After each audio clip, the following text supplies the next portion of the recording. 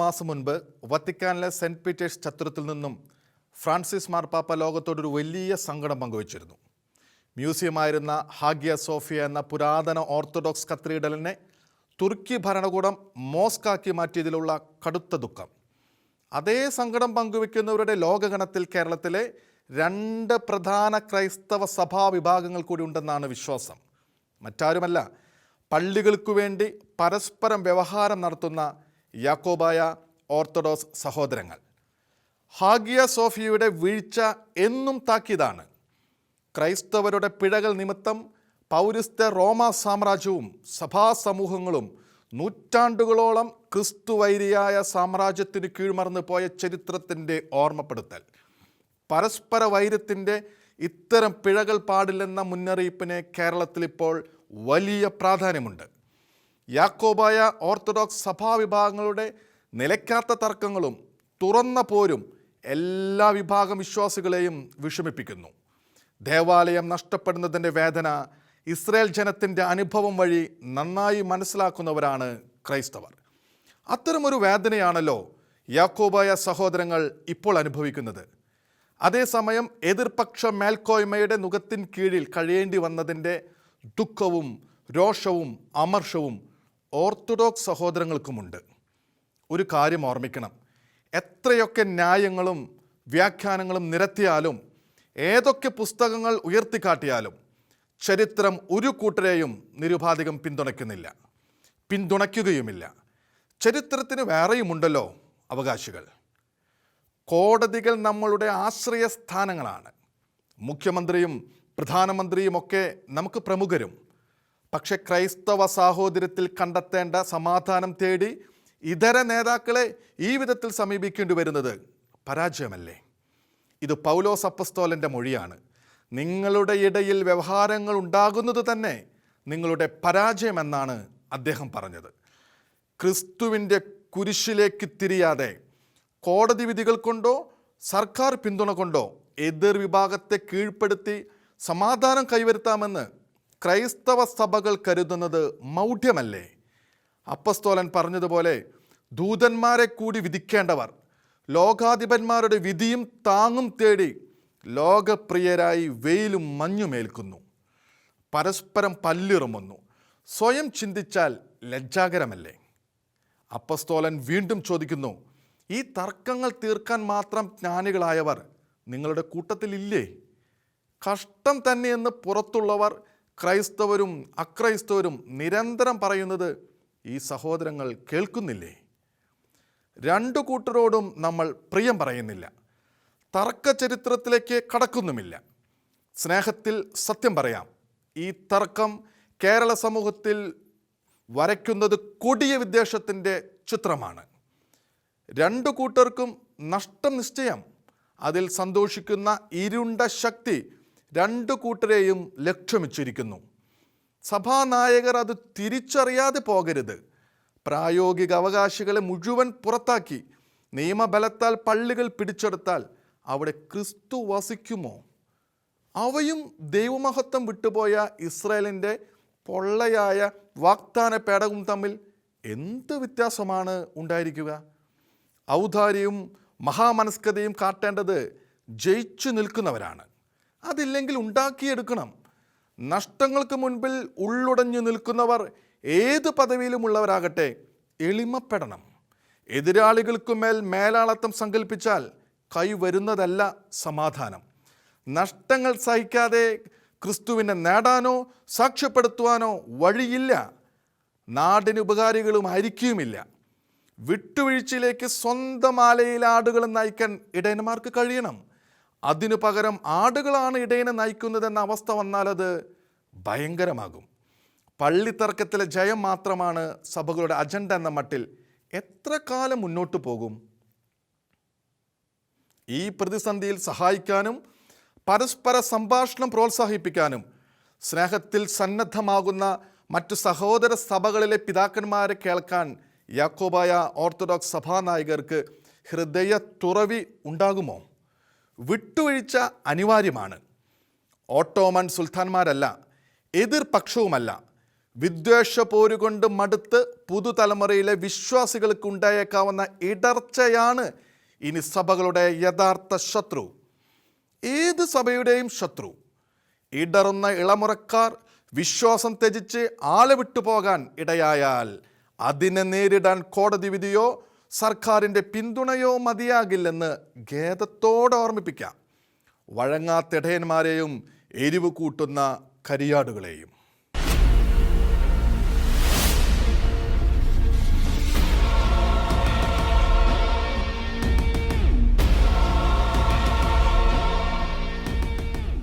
മരിക്കുന്നതിന് മുൻപ് ആരെയും ഭാഗ്യവാനെന്ന് വിളിക്കരുതെന്നത് ബൈബിൾ വചനമാണ്. കർമ്മം തീരും വരെ ആരും സ്വയം മഹത്വം കൽപ്പിക്കരുതെന്ന് കൂടി ആ വാക്യത്തിന് അർത്ഥമുണ്ടാകണം.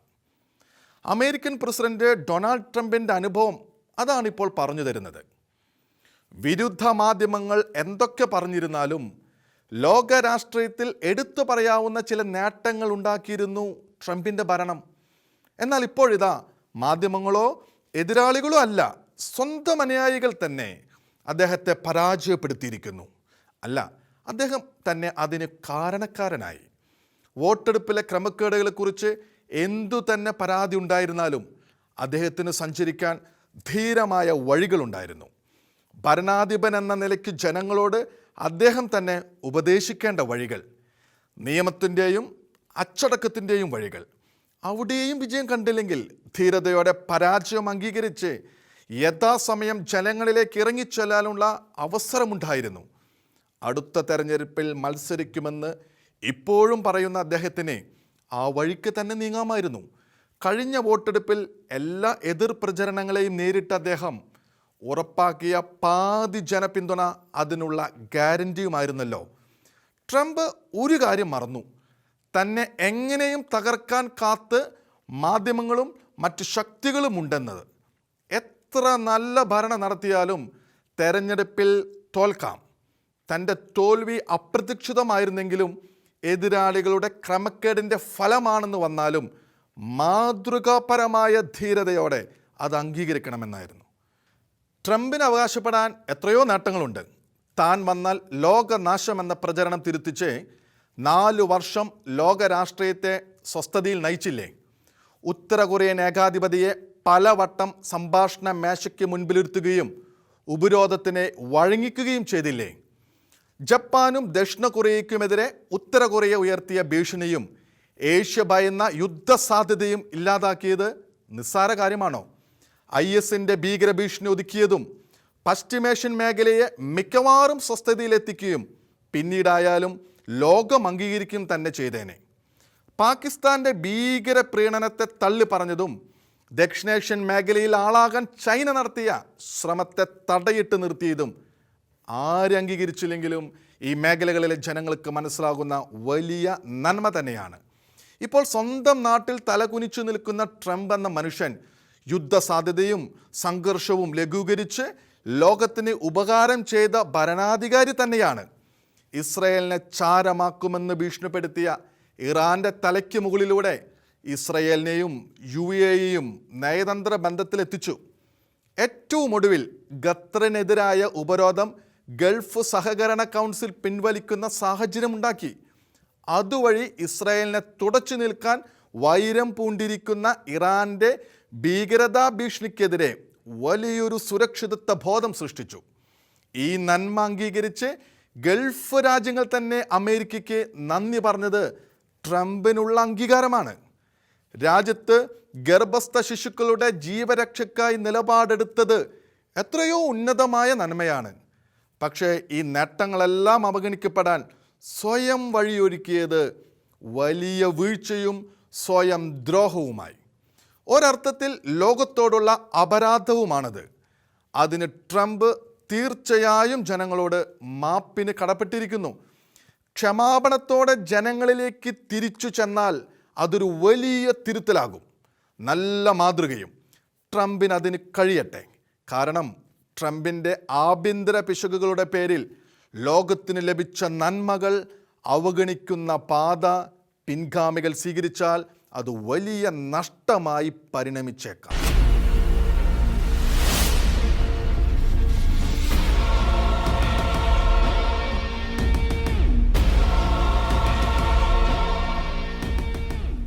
കോൺഗ്രസ് നേതാക്കളുടെ അവസ്ഥയോർത്താൽ സങ്കടം തോന്നും.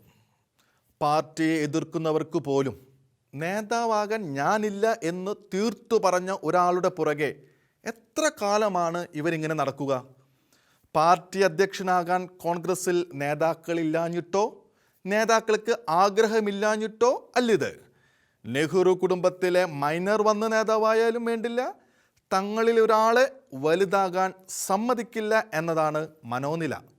അതുതന്നെയാണ് പന പോലെ ഉയർച്ചയുണ്ടായിരുന്ന കോൺഗ്രസ് നേതൃനിരയിലെ ഒരാൾ പോലും അവശേഷിക്കാതെ പോകാൻ കാരണം. കെ കരുണാകരനെ ദുർബലപ്പെടുത്തിയതും ശരത് പവാർ പാർട്ടി വിടാൻ ഇടയാക്കിയതും ഒക്കെയായി എത്രയോ ഉദാഹരണങ്ങളുണ്ട്. അതേ കാരണം കൊണ്ടല്ലേ ഇന്നും നേതാക്കൾ താൻ സമർപ്പിത നേതാവല്ലെന്ന് പല വട്ടം വ്യക്തമാക്കിയ രാഹുൽ ഗാന്ധിയുടെ പിന്നാലെ നടന്ന് നേരം കളയുന്നത്? 50 വർഷത്തോളം ഒറ്റക്കക്ഷി ഭരണം നടത്തിയ കോൺഗ്രസിൻ്റെ പിഴയിലും വീഴ്ചയിലും നിന്നു മാത്രമാണ് കോൺഗ്രസിൻ്റെ എതിരാളികൾ അധികാരം കൈക്കലാക്കിയത്.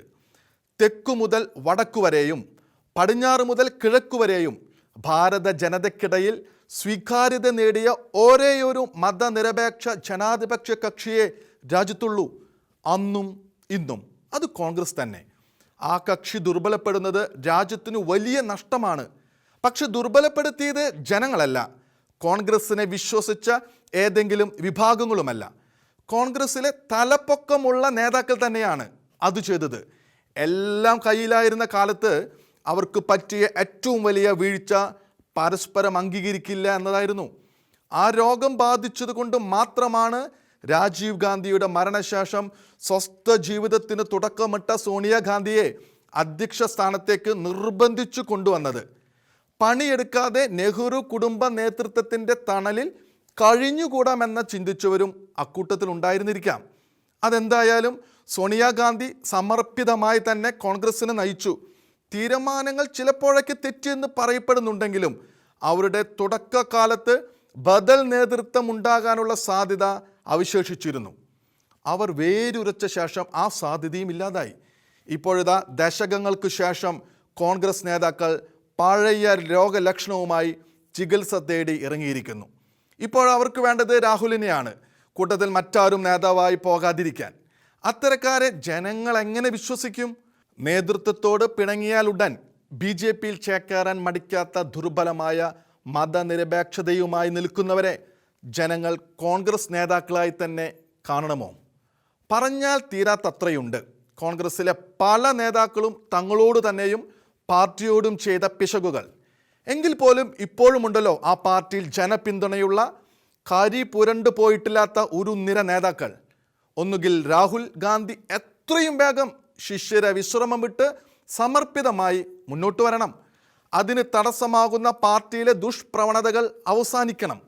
അല്ലെങ്കിൽ കോൺഗ്രസ് നേതൃത്വം ജനപിന്തുണയും ശേഷിയുമുള്ള നേതാക്കളെ അംഗീകരിച്ച് നായകനോ നായികയോ ആക്കണം. എല്ലാം കണ്ടുകൊണ്ടിരിക്കുന്ന ചെറുതലമുറക്കാർ പാർട്ടിയിലേക്ക് പ്രവഹിക്കാൻ വഴിയൊരുക്കണം. അവരിൽ നിന്ന് പുതിയ നേതൃനിരയെ ഉയർത്തണം. ഇത് കോൺഗ്രസിൻ്റെ മാത്രം ക്ഷേമത്തിനുള്ള കാര്യമല്ല. തിരിച്ചുവരവിനുള്ള സാധ്യത കോൺഗ്രസ് ആഗ്രഹിക്കുന്നുവെങ്കിൽ ഇത് സംഭവിക്കണം. പാർട്ടിയുടെ എതിരാളികൾ അവരുടെ നിലയ്ക്ക് ദുർബലനാകാനുള്ള കാത്തിരിപ്പല്ല, പ്രതീക്ഷ നിറയ്ക്കുന്ന മാറ്റമാണ് കോൺഗ്രസിന് ഇപ്പോൾ ആവശ്യം.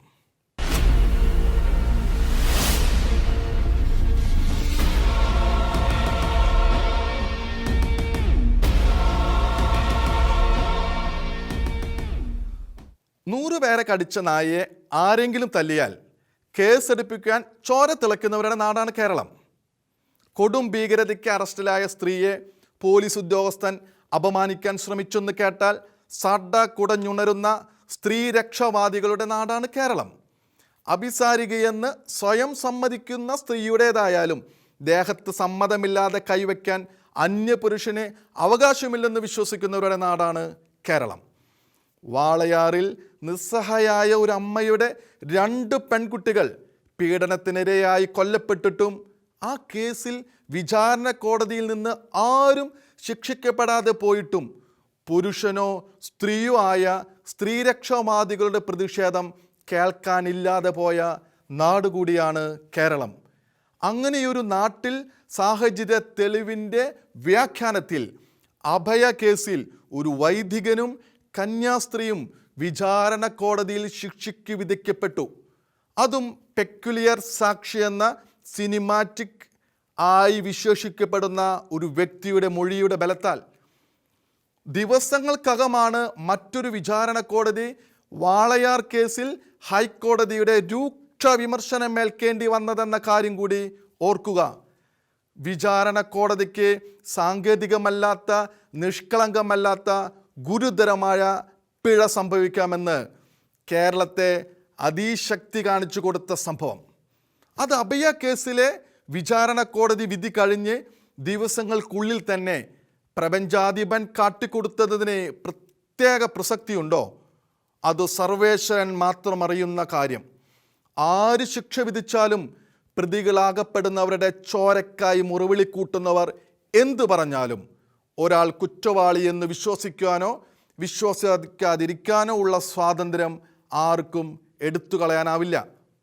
ആ കേസിൻ്റെ മറ്റു വിശദാംശങ്ങളിലേക്കല്ല കടക്കുന്നത്.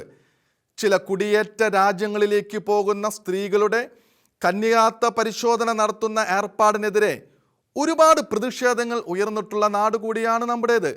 എന്നിട്ടും ഒരു കന്യാസ്ത്രീയുടെ സ്ത്രീ മഹത്വത്തിനെതിരെ ഏറ്റവും അധിക്ഷേപാർഹമായ കടന്നേറ്റം അന്വേഷകർ നടത്തിയിട്ടും അതിനെതിരെ ഒരു സ്ത്രീപക്ഷവാദം പോലും ഉയർന്നു കേട്ടില്ല. വാദത്തിനു വേണ്ടി ആ കന്യാസ്ത്രീക്ക് പിശകുകൾ പറ്റിയെന്ന് ഒരു നിമിഷം സങ്കല്പിച്ചിട്ടായാൽ പോലും ആലോചിച്ചു നോക്കൂ. ഒരു സ്ത്രീയുടെ അന്തസ്സിനെതിരെ ഇങ്ങനെയൊരു പരീക്ഷണവും പരിശോധനയും നടത്താൻ പാടുണ്ടോ എന്ന്. ആ കന്യാസ്ത്രീ മനസ്പ്ലാസ്റ്റി നടത്തിയെന്നും അത് കേസിൽപ്പെടുമെന്ന ഭയത്തിലാണെന്നും വാദിക്കുക എന്നതിനപ്പുറം സത്യസന്ധമായ എന്തു സാധ്യതയാണ് ആ നടപടിയിലുള്ളതെന്ന് അക്കാദമിക് സംശയം നിശ്ചയമായും അവശേഷിക്കുന്നുണ്ട്. മറ്റൊരു കേസിൽ മറ്റൊരു സ്ത്രീക്കെതിരായിരുന്നു ഇതെങ്കിൽ എത്രയോ പേർ പ്രതിഷേധവുമായി രംഗത്തെത്തുമായിരുന്നു. പ്രതികൾ വൈദികനും കന്യാസ്ത്രീയുമായതുകൊണ്ട് കുറ്റവാളികളാണെന്നും പരമാവധി ക്രൂരമായി ശിക്ഷിക്കപ്പെടണമെന്നും അപമാനിക്കപ്പെടണമെന്നും കോടതിക്ക് പുറത്തു വിധി നടത്തിയവരല്ലേ ഇത് ആസ്വദിച്ചുകൊണ്ടിരിക്കുന്നത്. പ്രതിയുടെ അന്തസ്സിടിക്കുക എന്നതല്ലാതെ എന്ത് ലക്ഷ്യമായിരുന്നു ആ നടപടിക്കെന്ന ചോദ്യവും മുൻവിധിയില്ലാത്ത നാവുകളിൽ നിന്ന് ഉയരുന്നുണ്ട്. അത് തീക്ഷ്ണമായി ഉയരുന്ന നാളുകൾ വരാതിരിക്കില്ല. കാരണം അത്രയ്ക്കു ക്രൂരത അതിലുണ്ടെന്ന് അനേകർ പ്രഥമ ദൃഷ്ട്യ, ദ്വിതീയ ദൃഷ്ട്യ, തൃതീയ ദൃഷ്ട്യ കരുതുന്നു.